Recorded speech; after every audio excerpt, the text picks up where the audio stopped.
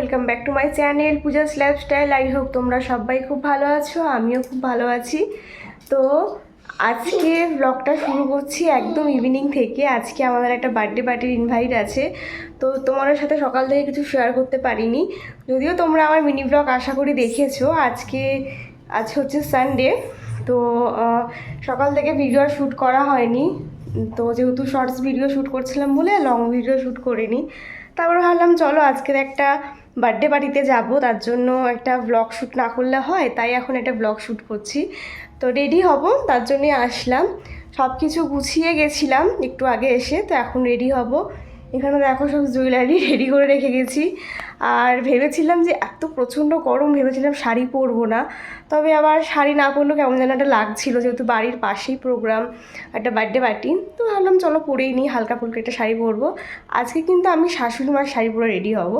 তো যাই হোক চলো এখন রেডি হব। তো রেডি হতে হতে দেখি তোমাদের কতটা শেয়ার করা যায়। তো চলো রেডি হয়ে আবার ফিরে আসছি। তো ব্লগটার সাথে থাকো আর ব্লগটা দেখতে থাকো। তো দেখো বন্ধুরা, আমি হয়ে গেছি ফাইনালি রেডি। তো মাম্মামকে রেডি করব। তো এই হচ্ছে আমার আজ ফুল ওভার লুক। এটা হচ্ছে মায়ের শাড়ি, মানে আমার শাশুড়ি মায়ের শাড়ি। তো কেমন লাগছে অবশ্যই জানিও। তো চলো মামামকে রেডি করি, তারপরে বেরিয়ে আবার দেখো। আমরা হয়ে গেছি রেডি। তো এখন আমার দেওর আসবে, তারপরে আমরা বেরোবো। এই যে গিফট, এই যে আমরা ফুল ফ্যামিলি মেম্বার রেডি। চলো যাওয়া যাক। আমাদের বাড়ির সামনে থেকে লাইটিং শুরু করে দিয়েছে, এই দাঁড়াও দেখতে পাচ্ছ লাইটিং। চলো বাইরে গিয়ে দেখাচ্ছি। এরপর কিন্তু আমরা তিনজনে মিলে বেরিয়ে পড়লাম বার্থডে বাড়িতে যাওয়ার জন্য। যদিও দেখো রাস্তাটা কিন্তু একেবারেই কাছে, যেহেতু আমাদের সামনের রাস্তাতে জল জমেছিল, তাই কিন্তু আমাদেরকে ঘুরে ঘুরে যেতে হচ্ছে। আর এখানে দেখো আমার মামাম কিন্তু ওর কাকায়ের হাত ধরে একেবারে বার্থডে বাড়ি যাওয়ার জন্য রেডি। মানে অনেকক্ষণ ধরেই আমাকে বলছে ওকে ড্রেস পরিয়ে দিতে, ও যাবে।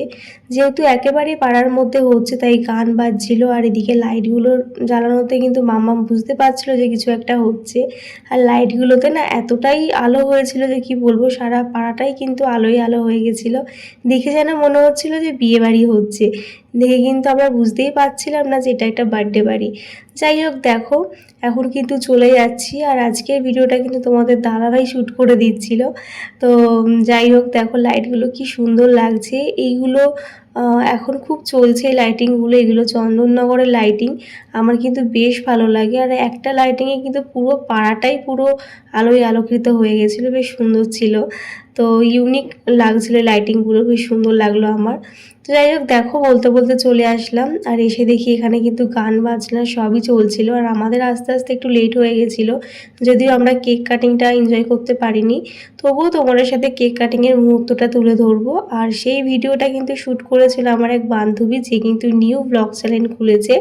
তো তোমরা যদি কেউ ওর ব্লগ দেখতে চাও অবশ্যই দেখতে পারো। ওর ব্লগে, ওর চ্যানেলটার নাম হচ্ছে পৌলমি মিক্স ব্লগ। তো যাই হোক কেউ ইন্টারেস্ট থাকলে অবশ্যই দেখতে পারো।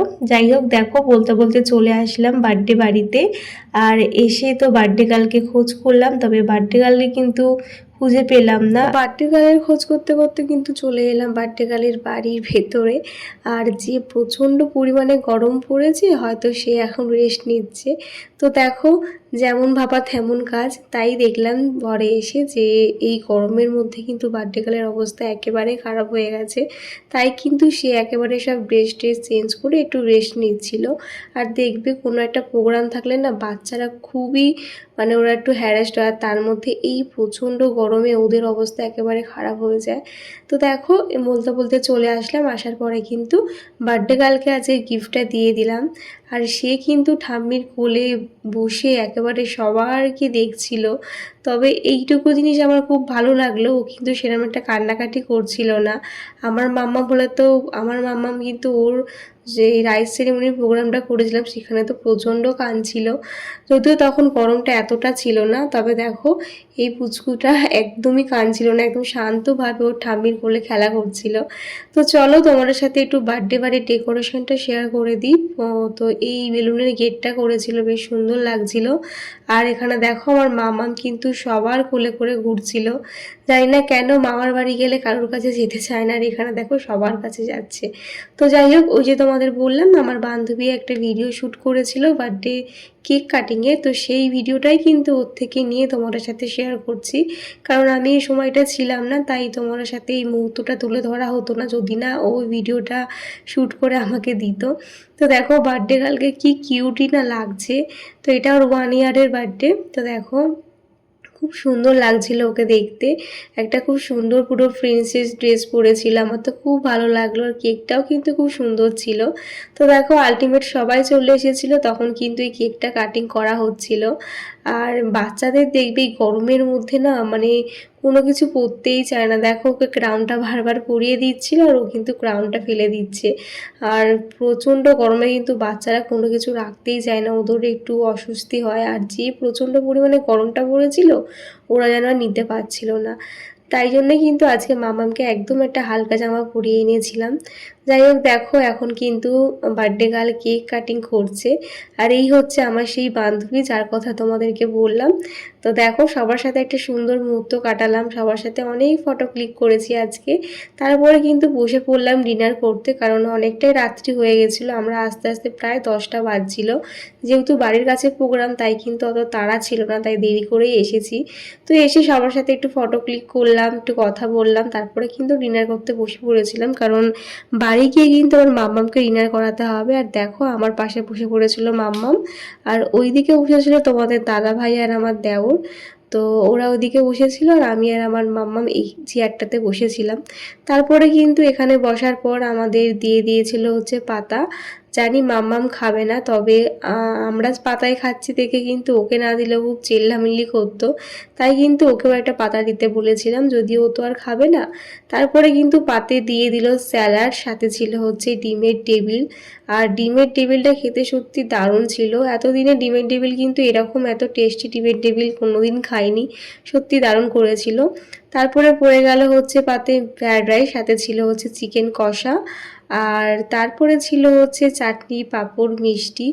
এই গরমের মধ্যে কিন্তু এই হালকা মেনুটা দেখে বেশ ভালো লেগেছে, কারণ এই গরমে একদমই খাওয়া যায় না। তবে মাম্মাম ছিল যেহেতু আমার পাশে বসে, ওকেও খাওয়াতে হচ্ছিলো, সাথে আমিও খাচ্ছিলাম, তাই কিন্তু সেরকম এই ডিনারটা এনজয় করে খেতে পারিনি, একটু প্রবলেমই হচ্ছিলো প্রথম দিকে। তারপরে কিন্তু শেষের দিকে অসুবিধা হয়নি, কারণ শেষের দিকে তো আমার দাদাভাই ওকে নিয়ে নিয়েছিল। যাই হোক প্রতিটা রান্না খুব সুন্দর হয়েছিল, আমার তো খুব ভালো লেগেছে। আর যেহেতু প্রচণ্ড গরম, তার মধ্যে মানে বেশি কিছু মেনু রাখিনি, সিম্পল একটা মেনু রেখেছে, সেটা দেখে বেশ ভালো লাগলো। আর আমার সবথেকে বেশি যেটা ভালো লেগেছিলো সেটা হচ্ছে ডিমের টেবিল। ডিমের টেবিলটা কিন্তু খেতে সত্যি একেবারেই আলাদা ছিল, বেশ ভালো হয়েছিল। তবে চিকেন আর ফ্রায়েড রাইসটাও ভালো হয়েছিল। তারপরে দেখো এই হচ্ছে চাটনি, ওটা আমের চাটনি ছিল, সাথে ছিল পাঁপড়, আর এই হচ্ছে মিষ্টি। তো ফাইনালি চলে আসলাম বাড়ি, এসে মামামকে রাতে ডিনারটা করালাম। আমার মুখ চোখার অবস্থা দেখে বুঝতেই পারছো কি প্রচণ্ড গরম। যাই হোক আজকের ব্লগটা খুব একটা বড় হলো না, তো কেমন লাগলো তোমাদের অবশ্যই জানিও। আশা করি ভালোই লেগেছে, আর ভালো না লাগলেও কিছু করার নেই। অনেকটা শর্ট টাইমের মধ্যে সব কিছু করলাম, গেলাম, তারপরে একটু এনজয় করলাম। তো কেক কাটিংয়ে এটা মিস করে গেছিলাম। তো যাই হোক, যদি সেই ভিডিও ক্লিপটা পাই, আমার একটা বান্ধবী সেও ব্লগিং শুরু করেছে, তখন তোমার সাথে অবশ্যই শেয়ার করে দেবো। যাই হোক চলো আজকের মতন টাটা, দেখা হচ্ছে নেক্সট ব্লগে। বাই সবাইকে, গুড নাইট।